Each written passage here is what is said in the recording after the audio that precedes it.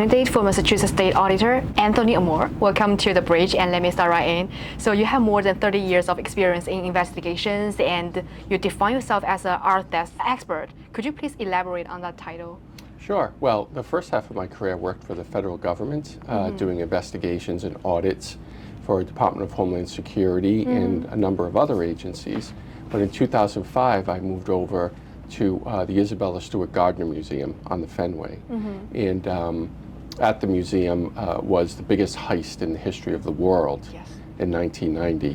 And part of my job is looking for those stolen paintings as an investigator. So while I've been doing this investigation for 17 years now, I've learned a lot about art theft, so I've written a few books about it as well. So I'm considered an expert in the field. Okay, so you mean you have been investigating on the stolen artworks? Yes. What is the biggest, highest value that you have been investigated? Well, this one at the Gardner Museum, the value is well over $500 million. Oh, so it has already been stolen, and no one. Do you have any clues for? Well, a lot of clues, but no paintings. So it's very difficult. So when you do an investigation like at the state level, you're looking for facts and you make a report. When you're looking for stolen paintings, it's a little different because you get all the facts, that's one thing, but then you have to get the paintings in your hands. So it's like two-step investigation too. So we know a lot of facts, we have a lot of clues and a lot of information, but we just don't have the paintings yet. Still in step one.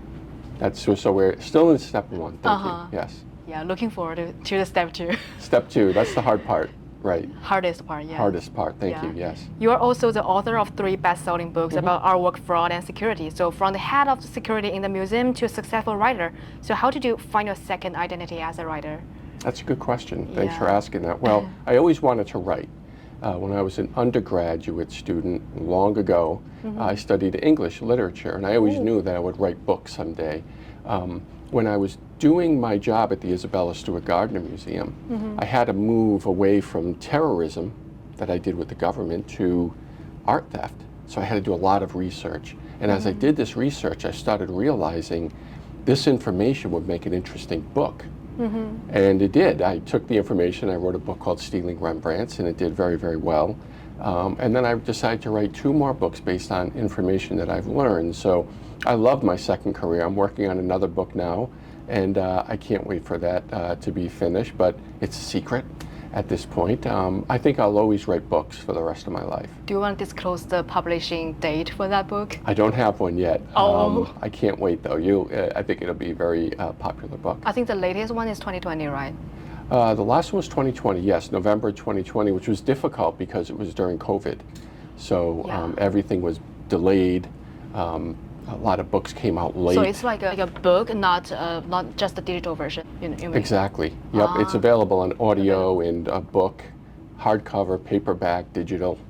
Everything. All of the iterations. Yes. Yeah. So you got bestseller book in the pandemic time. Yeah, I did. I was very happy with it. Thank you. That's a great success. It is, but you know, if you're a writer, you feel like, all right, now I have to do a better. I have to do a better one and a better one and a better one. So you're always chasing that ideal book. And of course, there's no such thing. But it's fun. It's a fun endeavor, researching and writing. Yeah. And you are the bestseller in the section of crime, right? Yes. Yeah. Yep. Are you mad because it's in the section of crime, not in the art? You know, it's a great question. Thank you for asking that. You know, when I write these books, you don't really have, the author doesn't have the ability to say, put this one as crime. Oh, you don't have the right to do that? No, the publisher does that with Amazon or Barnes & Noble or other places. So honestly, they organize that? Yes. So if I go to a bookstore today to see if my book is there, I'm not sure if it's going to be under art or if it's going to be under crime, or maybe it's in both. But I don't care. As long as people read it and enjoy it, that's my only goal. Yeah, people read it as a novel, not like your personal experience. Right, they do, because art theft is interesting to people. But it's also very applicable to the office I'm running for, because the job of the state auditor is to find fraud. And I've written a book about fraud, extensive frauds, multi-million-dollar frauds, and I just know how to do this stuff. That's why I think I'd be a good fit for state auditor. are you allowed to write something about the government fraud, those kind of like, the homeland security? Sure. Are you allowed to write that? Yes, you can. If you write things about your government experience, you have to make sure you're not using classified information that you obtained during your time. But that's easy. So if you're writing a book about your government experience, if you're ethical, you will take your book and give it to the agency first and say, please check this if you're okay with it. And they give you feedback. So that's the way it's best done. That's illegal, yeah. Yeah, yeah. And your past work experience is very mysterious and interesting to our audience. So what is the difference between stolen art investigation and investigations in other industry like you will do in the future? That's so true. You have excellent questions. I have to hand it to you. Because oftentimes they do these interviews and people ask the same old sorts of questions. So the difference is this. When you're looking for stolen art, it's two steps. The first part is you have to gather the facts and find out what happened, and that's important, right? So if you were investigating a murder, person's dead, unfortunately, you investigate it, you find the facts, you identify the killer, and they go to trial. If you're looking for stolen art, it's like a kidnapping, right? So you could find all the facts, but until you rescue the person or the painting, it's still going. That's step two. So step one is identifying what happened, finding out who did it. Fine. That's murder investigation. Or a government investigation if you're looking at a state agency and you're trying to see if they have been wasting money. That's a fact-finding investigation. Part two, though, for what I do, is you also have to get the paintings. So I've recovered a lot of stolen paintings in my life and given back to where they belong. Other pieces of art as well. I recovered, not long ago I recovered a ancient African jug. It was like a water jug. It was a very, very old wooden jug, and I returned it to the owner. I keep it confidential, but that's gratifying, but I haven't found the 13 pieces stolen from my museum in 1990. So that continues. That's super clear for kidnapping and crime. Right, you see what I mean? So like if you're, God forbid, someone in your family was kidnapped, if I'm the investigator and I come to you and say, okay, I know who did it now and I'm going to leave, you'd say, no, I need the person. Yes. Right? It's different. But if a member of your family was assaulted and I came and said, hey, I found out who did it, we're going to bring him to trial, you're happy. So kidnapping is like stolen art until you get your hands on the missing item or person. You haven't finished. Do you think it will be more difficult for you to do in the future because the investigations will be like real facts already there? No, I've done it for a very long time. I don't think it'd be difficult if I'm elected because I've done this for a long time. I did these sorts of investigations for the government and I still do them. So in addition to my day job, I will go to museums and other institutions will hire me privately to go and look at their institution and audit and investigate them and see where their problems are and make recommendations for improvement. And that's what the state auditor does. So it's the same work. And I've done it for a very, very long time. And I think I would do a great job for the people of Massachusetts. And also you are now leading the taxpayer petition campaign here. Can you introduce the petition to us? Sure. So in 1986, there was a law passed, and the law was passed by voters. It wasn't the legislature, it was a vote. And people said yes or no. And the law was passed that said, if the government's taking in of tax money is higher than the rate at which people's salaries are increasing, then a certain percentage has to go back to the people. And it happened only once in 1987. Right, so that's 35 years ago. Only once. One time. So it passed in 1986, and 1987 it happened, and then for 35 years it hasn't happened again until now. And there's about $3 billion that needs to go back to taxpayers. The law is called 62F. And that law also states that if the government does not give back that money, 24 taxpayers can file a petition to the Supreme Judicial Court demanding the money be returned. So we're ready. We got the 24 people signed up, 24 taxpayers. We have an attorney lined up, and if on September 20th the state doesn't sign the dotted line to give us our money back, we will go to court and demand they give the money back. Because I can't emphasize this enough. These $3 billion are taxpayer dollars. It's your money and my money. Yes. It's supposed to come back to us by law. Yeah. And if the state government doesn't do it, we will force them to. And Governor Baker agrees this money needs to go back to you and me. Great. Are there any other taxpayers waiting for that? Only 24? No. So the law says 24 people have to sign. Yes. But that's all you need for everyone. Like the minimum requirement? Yes, exactly. It has to be no more than 6 people per county. But this is law. If we do the petition, it's for everyone to get their money back. Got it. Not just the 24. We would do it on behalf of all the taxpayers. Right here in Massachusetts, yes. Great. So I also heard that Maura Healey, the current AG, has already said something about that.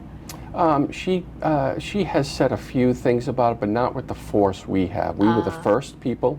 My campaign was the first to come out and say this. We have been the most vocal and the most forceful, and we're the only one that has a petition set, ready to go, with an attorney ready to file it with the Supreme Judicial Court on behalf of the taxpayers, because the office I'm running for is about the taxpayer, and we want to protect the taxpayer. So this is step one, and we haven't even been elected yet.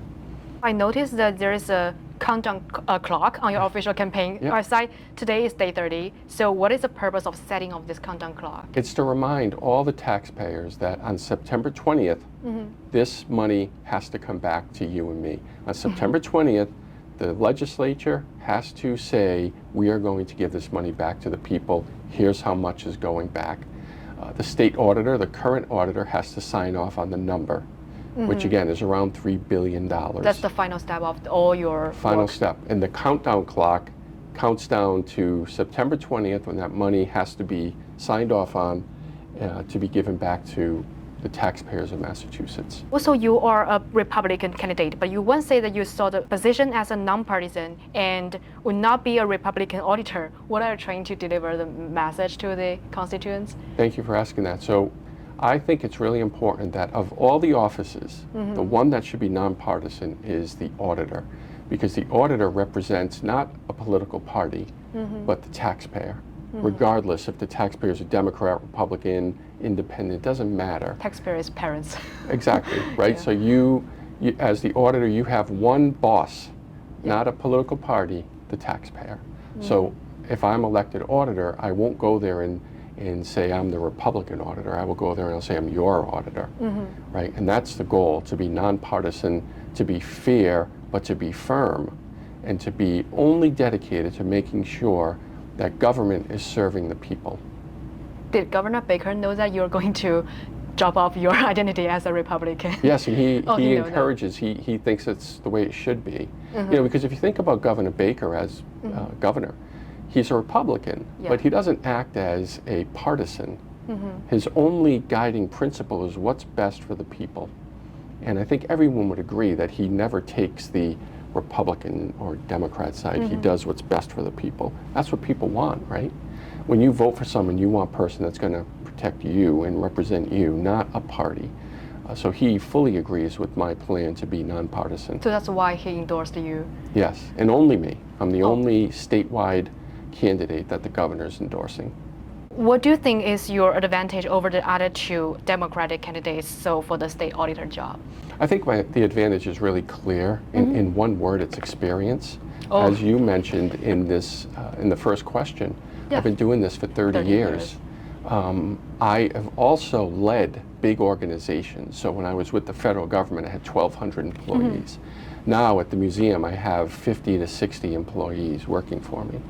These are big organizations. My opponents have not done this. One of them has led a very, very small nonprofit organization for a short time, 4 years, I think. The other has never led an organization ever. Just 30 versus 4. And I've done it for decades. And when you say to someone, I want you to run a big government agency, you should expect that that person can do it on day one. Yeah. On the first day, go there and Absolutely start right, working, right? And my opponents will have to learn how to do it on day one, because they've never done this work in any way. They're not bad people. You know, I don't believe in saying the other side are evil or bad guys, or it's just they're different, and they You have just look at them as an intern. Yeah, well, I look at them as people whose ideas aren't as good as mine. That's why I'm running for office, because my ideas are better and my experience is better, and I hope the voters vote for experience. How many people are going to lead if you elected? Just over 200. Over 200. Yeah. So that's not like a big difference between what you did in the past. Right. When I worked for Homeland Security, I had 1,200. Right. But my opponents have never done anything like this ever, and it's not easy. You know, it's not just a matter of going in and delegating responsibility. There's a lot to deal with when you have a big workforce. A lot of recognition. That's for sure. You know, Yeah. because if you have to motivate your people, you need to know them. You know, but you need to know how to do it on the first day, and I do. Do you always get good comments from your employees? You know, I fired a lot of people in my career because sometimes you have to get rid of poor performers. You can't tolerate subpar performers, but you know, you try to give them training first. You counsel them, you work with them, but at a certain point, there are some people we've had to let go in both jobs. However, when you work in the security field, there's no margin of error. You know, you have to make sure that people who are trusting you to provide security feel safe. So I'm sure there are people that think that I might have been a tough boss, but I will tell you this, the vast majority are supporting me in this election and have donated to my campaign because they know that I can do an effective job. If you are successfully elected, will you continue to write books, teach at Harvard University, or engage in any academic-related activities about security? Well, if you're the state auditor, you're not allowed to work anywhere else. So I mean, not get payment. Right, I would write, I would continue to write books. I would look into whether I could continue teaching for free at Harvard, because I'm supposed to teach again next semester. But that would be up to what the State Ethics Commission, the State Ethics Commission. If they say it's okay for me to do, I will do it. If they say it's not, then I will not do it. But I do enjoy it. I do enjoy teaching, and I enjoy writing. Do you still enjoy teaching without payment? Yeah, I think I would. I think if they said you can do it but you can't be paid, I would do it. But if you write books, you publish books, people will buy your books. Yeah, it's different. That's not considered working. There are a lot of politicians who write books, and it's acceptable. But again, I would check with the State Ethics Commission first to make sure it was okay. Governor Baker just wrote a book, as a matter of fact, called Results. Do you want to promote that? It's a great book. Yeah, I would promote it. It's, I often say he wrote this for my handbook when I get elected, because it's really excellent. It's about how he got results in government. And it's a fantastic book. I highly recommend it. It's already published? Yes, you can get it on Amazon. What's the name of the? Results. Results by Charlie Baker, and it's on Amazon. Amazon? Yeah. Great, I will look and see it. Yeah, it's really good. Yeah, and also my questions are all done, and as a tradition for our program, you can speak to the camera here and say anything you want to say to your constituents, anything you think is important for them to know. Sure. Yeah. Well, I would say thank you for listening to me and for hearing my interview today. I want to say that a special point to the Asian community of Massachusetts. I want you to know that I care deeply about the Asian community.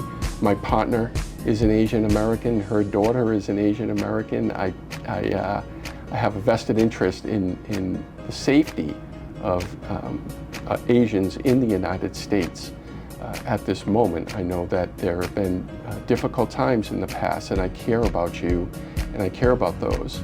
I also want you to know that I'm working really hard to understand the issues that Asians experience here in Massachusetts, whether they are looking for state contracts. One of the things that's really interesting to me is that I think that state government should be able to gather all of the public information related to Asians in Massachusetts and separate them out by group.